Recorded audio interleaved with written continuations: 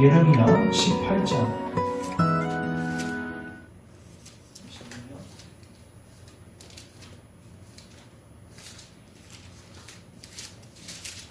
하나님의 말씀은 예레미야서 18장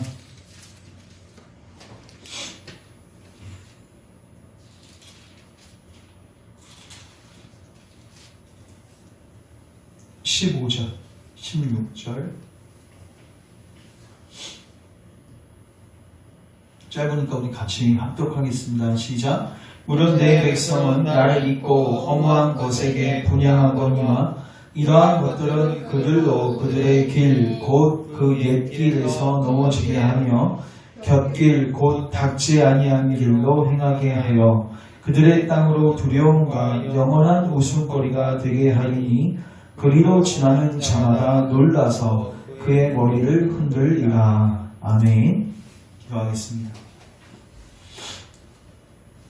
주님, 오늘도 우리가 주의 말씀 살피고 특별히 철로역정을 통해서 하나님의 구원의 도를 깊이 깨닫고 또 우리가 곁길로 가고 있다면 바른 길을 깨달아 길을 수정하고 하나님이 원하시는 길로 나아갈 수 있기를 원합니다. 성령님, 오늘도 우리의 마음에 빛을 비추어 주시고 우리를 조명케 하셔서 정말로 하나님의 그 구원의 도를 바르게 깨닫는 정도가 아니다. 이제 우리 삶에 적용하고 우리가 그 구원의 도로 행할 수 있는 은혜가 있게 하여 주시옵소서. 볼 수 있는 눈과 들을 수 있는 길 우리 모두에게 허락하옵소서. 예수님의 이름으로 기도합니다. 아멘. 우리 철로역정 오늘도 또 보고 하나님의 은혜가 우리 가운데 있었으면 좋겠습니다. 우리 차례 한번 다시 보시면 제가 늘 차례는 보려고 합니다. 전체 그림 잊지 말라고 7페이지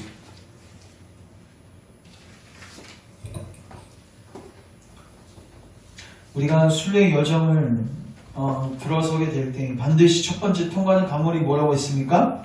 영적으로 깨어나는 죄인. 따라서 영적으로 깨어나는 죄인. 영적으로 깨어나는 게 무엇일까요?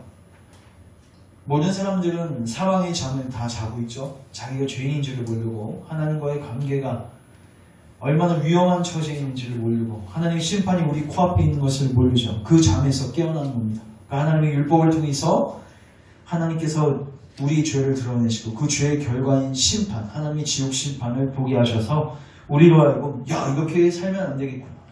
내가 어떻게 하면 구원받을 수 있겠는가.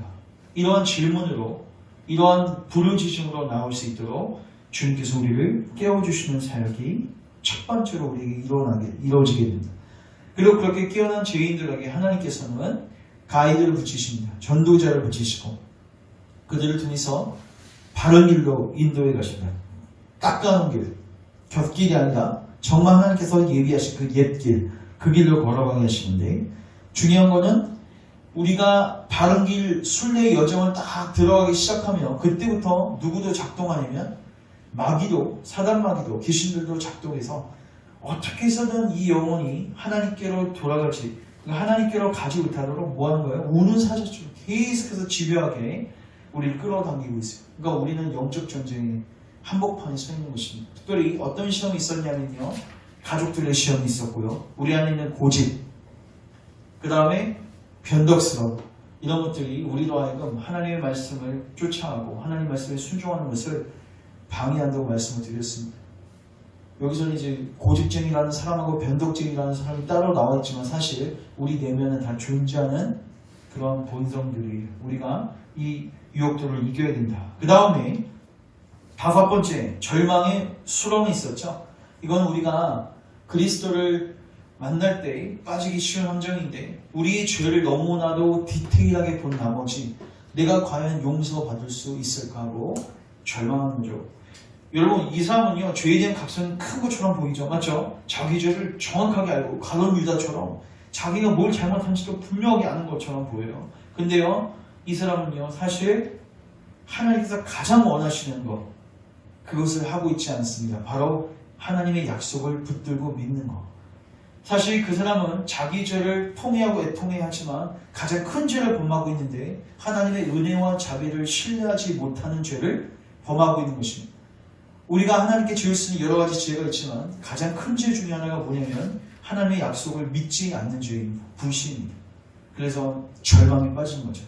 그러나 우리가 좁은 길을 향해서 우리 목적지를 분명하게 인식하고 그 영생을 향하여 달려가면요, 하나님께서 반드시 그 약속의 말씀을 깨닫게 하시고 그래서 디딤돌을 밟게 하시고 이 절망의 수렁에서 건짐받게 하세요. 그 다음에 6번째, 우리 지난 시간에 봤는데 제목 같이 한번 읽을게요. 시작. 세상 지혜자. 이것 또한 정말 우리를 집요하게 공격하는 건데, 세상 지혜자는 뭐죠? 세상 지혜자, 오늘날로 표현하자면 이런 사람들이죠. 도덕률 폐기론자입니다. 그 죄를 어떻게 해요? 가볍게 여겨요. 뭐더러 그렇게 죄를 복잡하게 생각하냐. 하나님의 심판 그런 거 무서운 거 얘기하지 말고 그냥 깔끔하게 우리가 누구든지 통용할 수 있는 그런 내용들만 교회에서 다루고 그냥 행복하게 우리 신앙생활 하자. 그래서 죄를 어떻게 다뤄요? 심각하게 다루지 않습니다. 그러니까 각성이 일어나요? 안 일어나요? 안 일어나죠? 그리고 그 영혼은요, 문제가 심각하지 않기 때문에 해결책도 자기 안에서 찾으려고 합니다. 맞죠? 문제가 심각하면요, 여러분, 암 사기가요, 여러분 만약에 암 사기인데, 한 달도 안 남았다고 이제 선언이 되어졌는데, 여러분이 혹시 그 인터넷 들어가셔서 식이요법 같은 걸 여러분 고치실 의향이 있으십니까? 그렇게 안 되죠? 어떻게 해서도 유명한 의사 찾아가서 바짓가랑이 붙들고 살려달라고 해야 된단 말이에요. 우리 문제의 심각성을 모르면요, 그냥 내가 적당히 내 힘으로 치료할 수 있다고 생각해요. 그러니까 이 세대의 문제가 뭐냐면요, 원죄를 부정해요. 우리의 죄가 얼마나 심각하고 우리의 타락한 정도가 얼마나 심각한지 모르니까 치료자 대신 예수님께로 나아가지 않습니다. 그래서 어디로 항상 율법주의 산으로 가는 거예요.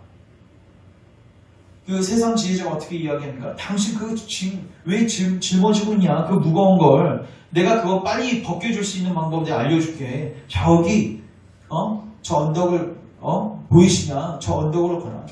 거기에서 율법주의자라는 사람을 만나게 될 것이고 거기에서 당신은 쉽게 그 짐을 벗게 될 것이다. 그러니까 문제도 쉽지만 벗는 것도 쉬운 거죠. 그러니까 어떻게 됩니까? 그리스도를 붙들지 않습니다. 여러분 잘 보십시오. 죄를 쉽게 가볍게 여긴다고 했죠? 이건 뭐예요? 무율법주의죠? 근데 어디로 가요? 무율법주의자들이요? 율법주의로 가요. 우리는 무율법주의하고 율법주의는요, 서로 반대되는 것처럼 보이죠? 근데 사실 이 두 개가 같이 작동합니다. 우리 안에 다 있어요. 우리도 죄를 쉽게 여기잖아요? 그럼 막 방종을 가려고 하잖아요? 근데 또 한편은 두려워요. 맞죠? 근데 그 죄를 가볍게 여기기 때문에 내 힘으로 그 죄를 상쇄시키려고 율법적인 노력을 하고 있어요. 그러니까 여러분 안에도 어느 때 보면요, 내가 무율법주의자처럼 방종주의로 살고 있는 모습을 보게 되고요. 또 어느 때는요, 막연한 두려움 속에서 어떻게 해서 이 죄책감을 떨쳐버려야 되니까 율법산에 가서 내 행위로 또 구원받아 보려고 하는 노력. 이게 우리가 맨날 저울질하면서 살아가고 있는 양면의 모습이에요. 거기에는 진정한 자유함이 없고요. 그리고 실질적으로 율법을 지킬 수도 없습니다. 왜요? 그리스도 안에서만 율법을 지킬 수 있기 때문입니다. 그래서 오늘은 그렇게 세상 지혜자의 말에 속아서 그렇게 벽길로 가는 거예요, 이상이죠. 그때 어떤 결과를 맞이하게 되는가. 자, 그게 7페이지. 51페이지. 7번. 쉬운 길의 결과. 무슨 길이야? 쉬운 길. 왜 쉬운 길인지 알겠죠? 율법주의는 힘든 길 아닌가요? 아니에요, 여러분. 율법주의 정말 쉬운 길이에요. 왜요? 인간이 지켜서 구원받을 수 있다는 쉬운 길이에요. 이해되십니까? 자, 우리 보라색 그 부분 찾으셨습니까? 51페이지입니다. 51페이지. 자, 위에 쉬운 길의 결과 밑에 부분 같이 한번 읽겠습니다. 시작. 그리스도는 세상 지혜자의 말을 듣고 순례 길에서 벗어나 스스로 구원할 수 있는 길을 택했으나 더욱 큰 어려움에 봉착하게 된다. 여기서 스스로 구원할 수 있는 길, 이거를 택했죠. 자, 한번 읽어보겠습니다. 그리스도는 가던 길에서 벗어나 곁길로 간 거지. 도움을 구하려고 율법주의자의 집으로 향했다. 마침내 그는 힘들게 언덕 가까이에 이르렀다. 언덕은 매우 높아 보였고 길은 경사가 매우 급해 보였다. 크리스천은 언덕이 자신의 머리 위로 떨어지지 않을까 두려워서 감히 앞으로 나아갈 수 없었다. 그래서 크리스천은 그곳에서 잠시 서서 무엇을 어떻게 해야 할지 망설이고 있었다. 또한 그의 짐은 그가 원래 가던 길에 있을 때보다 더 무거워 보였다. 이거 줄 치세요. 그의 짐은 그가 원래 가던 길에 있을 때보다 더욱 무거워 보였다. 자, 율법주의자. 자, 갈라디아서 2장 4절 한번 가보겠습니다. 갈라디아서 2장 4절. 갈라디아서가 그 율법주의를 다루는 굉장히 중요한 서신인데 오늘 좀 많이 인용할 겁니다.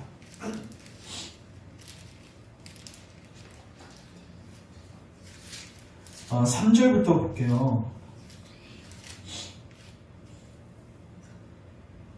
3절, 4절 같이 한번 읽겠습니다. 시작. 그러나 나와 함께 있는 헬라인 디도까지도 억지로 할례를 받게 하지 아니하였으니 이는 가만히 들어온 거짓 형제들 때문이다. 그들이 가만히 들어온 것은 그리스도 예수 안에서 우리가 가진 자유를 엿보고 우리를 종으로 삼고자 함이로되. 자, 저를 주목하시면 지금 바울이 뭐하고 있냐면요, 이제 동역자가 있는 동역자 이름이 디도입니다. 맞죠? 디도는 할례를 받지 않으면요 다른 사람들로부터 공격당하는 사람이었어요. 이방이죠. 그래서 디도는 사실 할례를 받지 않으면 유대인들로부터 공격당하게 돼 있어요. 근데요, 사도 바울이 디도한테 아주 의도적으로 할례를 받지 말라라고 했습니다. 왜요? 그러면 대번에 누가 공격하고 들어올까요? 유대인들이요. 근데요, 바울이 그렇게 한 의도가 있어요. 4절 보시면, 여기서 보시면 가만히 들어온 거짓 형제들 때문이다. 여기서 보시면 거짓 형제들이라고 되어 있는데 이 사람들이 들어와서 하는 일이 뭐냐면요, 자유를 엿보고, 여기 밑에 보시면 뭐예요? 그리스도 안에서 우리가 가진 자유를 뭐예요? 엿보고 우리를 뭘로 만듭니까? 종으로 만든다. 결국요 여러분, 이 율법주의자들은요 영향력을 끼치게 되는데 일단 교회는요 굉장히 가만히 들어옵니다. 그러니까 드러내놓고 들어오지 않습니다. 굉장히 미묘한데 들어와서는 영향력을 발휘하게 되는데 사람들을 뭘로 만드냐면 종으로 만들어버려요. 자, 제가 묻겠습니다. 여러분 종입니까 아닙니까? 종이에요 아니에요? 종이에요? 맞죠? 누구의 종이에요? 그리스도의 종이죠. 맞죠? 근데 그리스도의 종은 두려움으로 매여있는 종이 아니죠? 어디에 매여있는 종이에요? 은혜 가운데 있는 종이에요. 이해되십니까? 그래서 갈라디아서 5장에 보면요, 너희가 자유가 있으나 하나님의 사랑으로 서로 종로를 타라고 권면하고 있어요. 그러니까 방종에 빠지지 말고 너희들이 정말 자유한데, 근데 하나님의 은혜를 받고 사랑을 받았으니 이제 그 사랑으로 뭐하라? 서로 종로를 타라고 해요. 이 종로는 뭐예요? 두려움 때문에 나 이거 안 하면은 하나님 날 벌 주셔, 나 이거 안 하면 어떻게 돼? 이것 때문에 신앙생활 하는 게 아니라 하나님이 나에게 그렇게 큰 은혜를 베푸셨기 때문에 그 사랑의 사슬을 매긴 거예요. 쉽게 말해서 어떻게 하면 이제 그분을 기쁘시게 할까? 그 자유 안에서 뭐 하는 거예요? 순종하는 게 신앙생활이에요. 근데 율법주의자들은 어떻게 해요?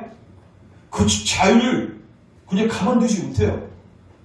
눈여겨보고 있다가 자기만 그 자유를 누리지 못하는 게 아니라 주변에 있는 사람들을 어떻게 해요?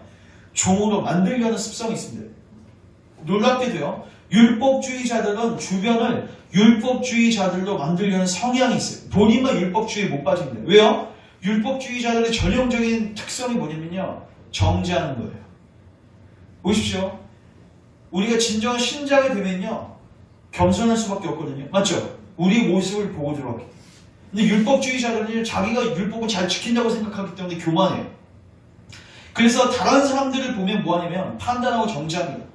그러면은 미치지 못하는, 자기의 기준에 미치지 못하는 사람들 보면 어떻게 해요? 요구하게 되고, 그래도 듣지 못하면 어떻게 해요? 정죄하고 나중에 뭐하는 거예요? 종삼아 버리는 거예요. 이게 율법주의자들의 큰 특징이에요. 그래서 그런 사람들이 교회 안에 있으면 어떻게 되는 거예요? 이 크리스천처럼 죄짐이 어떻게 되는 거예요? 벗겨지는 게 아니라 이제 십자가 사건을 통해서 벗겨져야 되는데 이게 계속 죄짐이 더 무거워지는 거예요. 그래서 교회 생활을 했는데 이상하게 내가 무겁다. 그게 내 신앙생활에 몇 년 동안 지속되는 현상이에요. 그거는 신앙생활에 문제가 있는 것입니다. 진리를 알지니 진리가 너희를 뭐하게 하리라? 자유케 하리라. 많은 사람들이 진리가 자유케 하리라. 아우, 자유는 너무 방종스럽게 하는 거 아닙니까? 이런 반감 때문에 아예 자유조차를 얘기를 못하게 만드는데 아닙니다. 자유해야지 진짜 순종할 수 있는 거예요. 종으로서 순종하는 게 아니라 이제 아들로서 감사하는 마음으로 순종할 수 있는 거예요. 그래서 우리 안에 과연 내가 지금까지 신앙생활을 해올 때 이러한 무거운 짐이 있었는가? 당연히 있죠. 처음에 있는데 이게 벗겨진 경험을 내가 한 적이 있는가 살피십시오. 그리고 우리가 예수님을 믿는 다음에 돼요. 이런 유혹은 있을까 없을까요? 있어요. 갈라디아 교회는요, 여러분, 교회다 이 서신을 쓴 거예요. 교회 안에도 여전히 우리 안에 죄악된 본성 중에 하나가 뭐예요? 율법주의적인 성향이에요. 늘 우리는 자기를 의지해서 하나님께 나아가려는 성향이 있어요. 그래서 이거는 우리가 계속 주도 면밀하게 우리가 관찰하고 우리가 늘 뭐 해야 된다? 경계해야 된다. 자, 갈라디아서 5장 한번 가보세요. 5장.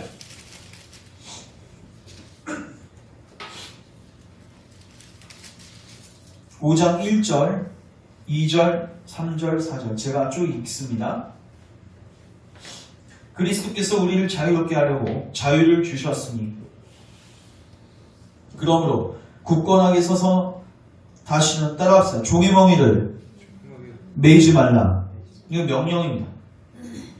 보라, 나 바울은 너희에게 말하노니 너희가 만일 할례를 받으면 이게 뭐예요? 할례라는 율법적 순종을 통해서 하나님께 사랑받고자 한다면 네가 주일성수와 11조와 어떤 여타의 봉사활동을 통해서 하나님의 복을 받고자 한다면 너는 그리스도하고 끊어질 줄이다. 그리스도는 너희에게 아무 유익이 없다. 이걸 꼭 기억하십시오. 3절. 내가 할례를 받는 각 사람에게 즉 주일성수를 통해서건 11조를 통해서건 봉사를 통해서건 그 어떤 행위를 통해서건 그 행위로 하나님께 나아가려고 하는 자들아 너희들에게 명령하노니 증언하노니 너는 율법 전체를 행할 의무가 있다는 거예요. 그러니까 여러분 순종할 거면요 다 순종하십시오. 뭐 한두 가지 순종하고 하나님께 복받을 생각하지 마십시오. 그 어설픈 순종 갖고는 하나님께 받아들여지지 않습니다. 그러니까 우린 둘 중 하나예요. 내 순종을 다 내려놓고 그리스도의 순종을 내 걸로 받아들이든가 아니면 여러분들이 퍼펙트하게 그 율법을 다 지키든가 이게 불가능하다는 거예요. 그러니까 그리스도 붙들라는 거죠. 근데 사람들이 아주 어설프게 조금 부분적 순종을 가지고 하나님께 복을 받으려고 하는 거예요. 이게 뭐예요? 아까 세상 지휘자처럼 죄를 쉽게 여기는 거예요. 자기 죄를 조금만 선행하면 그걸로 상실할 수 있다는 듯이 부분적 순종을 통해서 하나님께 사랑받을 수 있다는 아주 잘못된 사상이죠. 그러니까 그리스도께 나아가지 않고 자기의 선행을 갖고 하나님께 나아가려는 율법주의로 나갈 수밖에 없어요. 4절 같이 한번 읽겠습니다. 시작. 율법 안에서 의롭다함을 얻으려 하는 너희는 그리스도에게서 끊어지고 은혜에서 떨어진 자로다. 이 구절을 꼭 기억하십시오. 만약에 여러분들이 그리스도 안에서 말고 다른 곳에서 여러분의 안식과 평안을 발견하려고 할 때 여러분들은 그리스도에게서 끊어지는 것입니다. 이거 굉장히 무서운 선언이에요. 그래서 종교개혁의 모토는 뭐였습니까? 그리스도를 통해서 구원받는다가 아니라 오직 그리스도예요. 오직이 중요한 거예요. only. 다른 거 안 된다는 거예요. 자, 다시 책 돌아오시면 자, 3번 더욱 무거워 보였다. 거기까지 했고요. 이제 언덕에서 언덕에서 불길이 솟구쳐 나왔고, 이게 뭐예요? 율법주의 이 체계 속에서 사는 사람들이 신앙생활에 두려운 감정들을 다 보여주는 거예요. 언덕에서 불길이 솟구쳐 나왔고, 크리스천은 자신이 불길에 다 죽을지도 모른다는 뭘 느껴요? 두려움을 느꼈어요. 그는 땀을 흘리면서 두려워 떨었습니다. 그리고 세상 지혜자의 거짓 충고를 들은 것에 대해 후회하기 시작했습니다. 이건 뭘 의미하냐면요, 율법주의 신앙을 하면요 결단코 만족할 수 없어요. 이걸 기억하시죠. 결단코 만족할 수 없습니다. 반드시 후회하게 되고요. 그러나 이미 걸어왔기 때문에 또 그만두기도 뭐예요? 자, 바로 그때 크리스천은 전도자가 자신을 만나기 위해 오는 것을 보았습니다. 전도자를 보자 크리스천은 수치심으로 얼굴이 빨개졌습니다. 전도자는 점점 가까이 다가왔으며 마침내 그에게 이르렀습니다. 그리고 크리스천에게 이유를 캐묻기 시작합니다. 전도자, 크리스천 씨, 여기서 뭐 하고 있습니까? 왜 따지고 있죠? 전도자가 좁은 길로 가라고 했죠? 근데 곁길로 샜으니까 이제 따지고 있는 거예요. 전도자, 당신은 멸망의 도시 밖에서 울고 있던 사람이 아닙니까? 예, 선생님. 바로 접니다. 제가 다음 페이지가 갔습니다. 전도자, 다시요. 당신은 멸망의 도시 밖에서 울고 있던 사람이 아닙니까? 예, 선생님, 바로 접니다. 전도자, 제가 당신에게 작고 좁은 문으로 가는 길을 가르쳐 드리지 않았습니까? 예! 그런데 왜 이렇게 빨리 길을 바꾸었습니까? 당신은 지금 좁은 문으로 가는 길에서 벗어났습니다. 이거 줄치세요. 좁은 문으로 가는 길에서 벗어났습니다. 제가 이거 좀 강조하려고 하는데 여러분 다윗의 그 시편 기도를 보시면요, 다윗이 정말로 많이 기도했던 제목이 뭔지 아십니까? 주의 도를 내게 알리소서. 주의 도를 내게 알리소서. 들어보셨습니까? 도가 뭡니까? 주의 길이죠. 다윗은요 늘 뭘 구했냐면 자기 유익을 구하지 않았고 내가 하나님 뜻 안에 머물기를 원했어요. 내가 하나님이 기뻐하시는 자리에 있기를 원했어요. 하나님이 옳다 하시는 그 자리에 옳은 길로 가기를 원했어요. 늘 주의 도를 구한 거예요.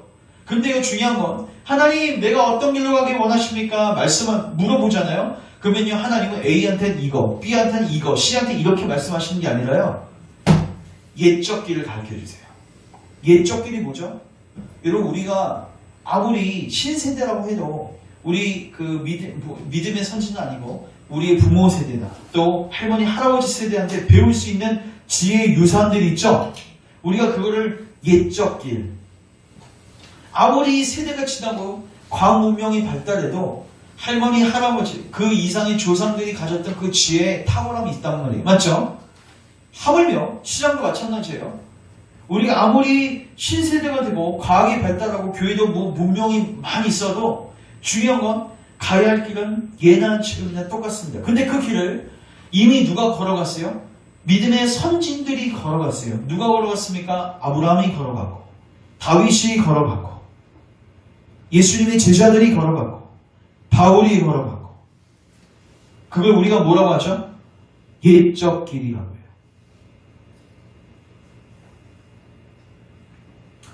그리고 그 길로 갈 때만 어떻게 됩니까?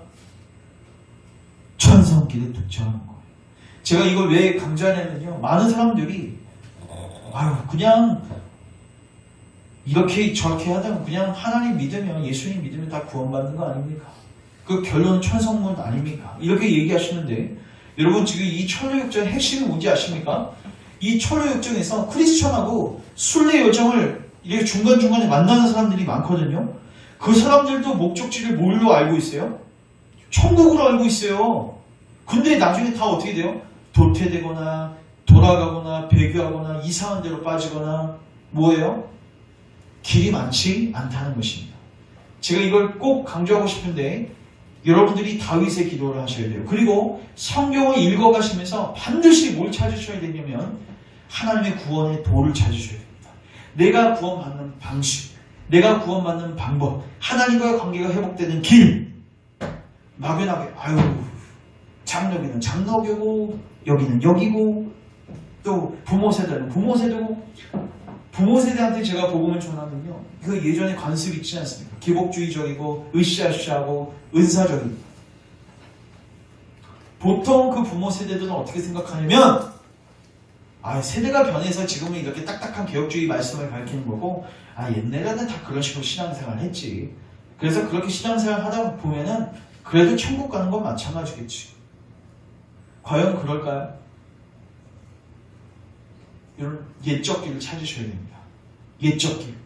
부모 세대가 아니라 사도들이 걸어갔던 길, 아브라함, 다윗, 정말로 하나님의 사람들이 걸어갔던 길, 그 길로 걸어가야 된다. 그렇지 않으면 어떻게 돼요? 멸망해. 그래서 지금 크리스천도 크게 고통을 당하는 거예요.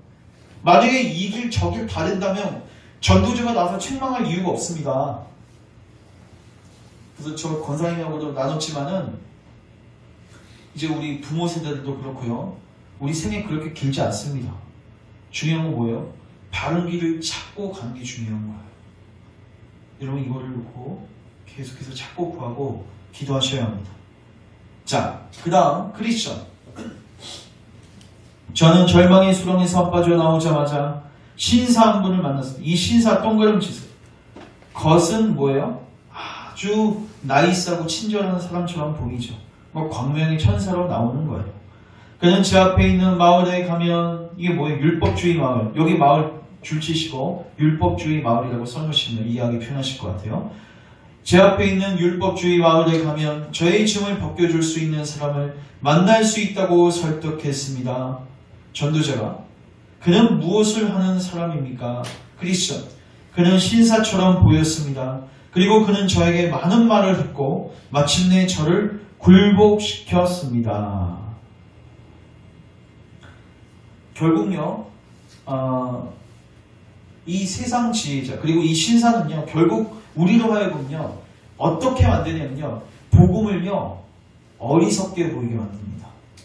자, 이거는 우리가 고린도전서 1장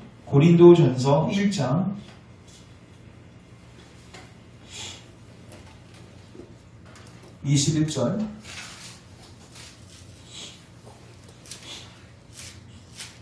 21절부터 23절.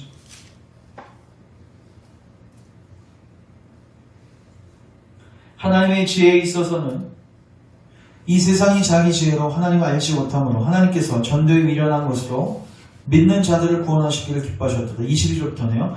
유대인은 표적을 구하고 헬라인은 지혜를 찾으나 우리는 십자가에 못 박힌 그리스도를 전하니 유대인에게는 꺼리키는 것이요 이방인에게는 뭐한 것이로 돼? 미련한 것이로 돼. 이 세상 지혜자는 우리로 하여금 그리스도를 믿는 것, 그리스도를 찾고 구하는 것을 어리석은 걸로, 미련한 걸로 이렇게 취급하게 만듭니다. 그럼 제가 묻겠습니다. 왜 미련하게 보일까? 예수님 믿는 게요? 여러분, 즉 암사기인데 자기가 감기라고 착각한 사람한테 야, 너 항암 치료 받아, 그렇게 얘기하면요, 그 사람 어떻게 생각하겠습니까? 미련하게 보이겠죠. 뭐예요? 자기의 문제를 진지하게 경험하지, 깨닫지 못하는 거예요. 이 사람들은요, 자기 문제의 진정을 잃어버렸기 때문에 하나님께서 주신 그러니까 자녀들도 마찬가지예요. 자기가 건강하다고 자고한 사람은요, 부모가 딱 약을 주잖아요. 그럼 어떻게 취급해요? 치워버리는 거예요. 먹지 않겠다는 거죠. 나 괜찮다는 거죠. 미련하고 어리석고 가치 없게 여기는 것이죠. 세상 지혜자들은 항상 우리로 하여금 복음을, 그리스도를 그렇게 취급하도록 만드는 거예요. 다시 보십시오. 이제 6번 다음에 그래서 결국 속아서 이제 여기에 이른 거죠. 그래서 저는 이곳에 이르렀습니다. 그러나 제가 언덕을 바라보니 속았죠. 언덕 위에 걸려있는 길이 저의 머리 위로 떨어질 것 같아서 잠시 멈춰서 있었습니다. 전도자, 그 신사가 당신에게 뭐라고 말했습니까? 크리스천, 어디로 가느냐고 물어서 사실대로 대답했습니다. 왜 물어봤어요? 궁금해서 물어본 게 아니죠? 왜 이렇게 힘든 길을 가냐고 부정적인 생각을 주입시키기 위해서 이 신사가 접근했던 거예요. 아마 기억하실 겁니다. 저번 시간에 했던 거. 전도자. 그 다음에는 그가 뭐라고 말했습니까? 저에게 가족이 있는지 물었습니다. 이것도 왜요? 그 사람의 대가지구를 생각하게 함으로써 순례의 여정을 가지 못하도록 방해하려는 전략 중에 하나입니다. 그러니까 사탄은요, 항상 우리에게 와서 하나님의 계명을 지키게 되면 우리가 이뤄야 할 대가지불과 또 하나님의 사랑과 선하심에 대해서 의심하게 만드는 발언들을 하는 거예요. 그래서 가족이 있다고 대답했습니다. 그러나 저의 등에 지어진 짐 때문에 예전처럼 가족과 즐겁게 지낼 수 없었다고 말했습니다. 그랬더니 그가 쓴 전략이 무엇입니까? 뭐라고 말했습니까? 세 번째, 어떻게 다가왔어요? 그는 저에게 빨리 짐을 벗어버리라고 말했습니다. 여기 동그라미 치세요. 빨리. 이게 결국 쉬운 길인데, 자, 이거는 말씀 하나 찾겠습니다. 자, 디모데 전서 3장. 죄송합니다. 디모데 후서네요.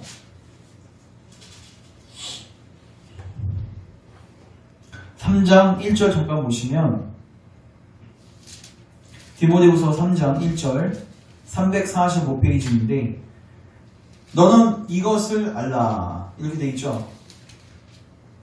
너는 이것을 알라. 말세에 고통하는 때가 이르러. 말세의 특징이 나와 있는데 사람들이 자기를 사랑하고 뭐 돈도 사랑하고 여러 특징들이 있는데, 자 4절 보십시오. 4절 같이 한번 읽겠습니다. 시작. 배신하며 조급하며 자만하며 쾌락을 사랑하기를 하나님 사랑하는 것보다 더하며. 여기 보면 뭐라고 되어 있냐면 조급하며 이렇게 되어 있죠. 조급하며. 하나님의 사람이 아닌 사람들의 특징 중에 하나가 뭐냐면요, 인내를 못해요. 영적 조급증이 있습니다. 그래서 빨리빨리 하려고 하고 쉽게 하려고 하고 기다리지를 못해요.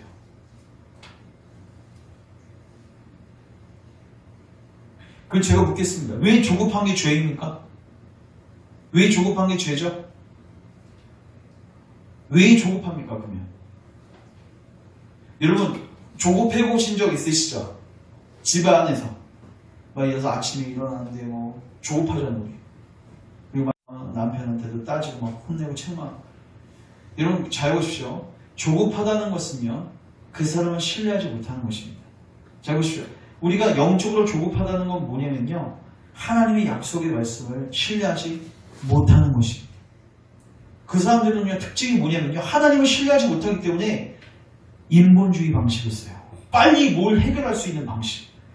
그러니까 저도 이거는 경험하거든요. 이거 제 안에 연약함일 수도 있는데, 예를 들어서 누군가에게, 저도 이제 교연에서 누군가에게 일을 시켰는데 이게 느릿느릿하잖아요. 그러면요, 기다려주지 못하고 그냥 뺏어서 제가 해버리는 거예요. 이거 부모님 경험하셨을 거예요. 자녀한테 뭘 시켰는데 어설프게 하는 거예요. 기다려주지 못하는 거죠. 그래서 보통 어떻게 해요? 그냥 빨리 내가 해버리는 거예요. 우리가 하나님께서 완벽하게 하실 것들을 기대하지 못하니까 어설프지만 내가 뭐 해보려고 하는 거예요? 해결하려고 하는 거예요. 그게 뭐예요? 쉬운 길이고 인본주의 방식이에요.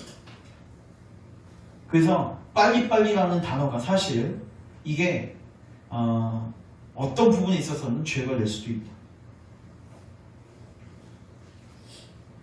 특별히 52페이지 밑에 부분, 크리스천. 그는 저에게 빨리 짐을 벗어버리라고 말했습니다. 그래서 저는 짐을 벗어버리기 위해서 저쪽 문을 향해 가는 중이며 그곳에서 어떻게 구원의 장소에 도달할지 추가로 지시받을 것이라고 말했습니다. 그랬더니 그는 저에게 선생님께서 지시하신 길보다, 줄치세요. 선생님께서 지시하신 길보다 뛰어나고 빠르며 편한 길을 보여주겠다고 했습니다.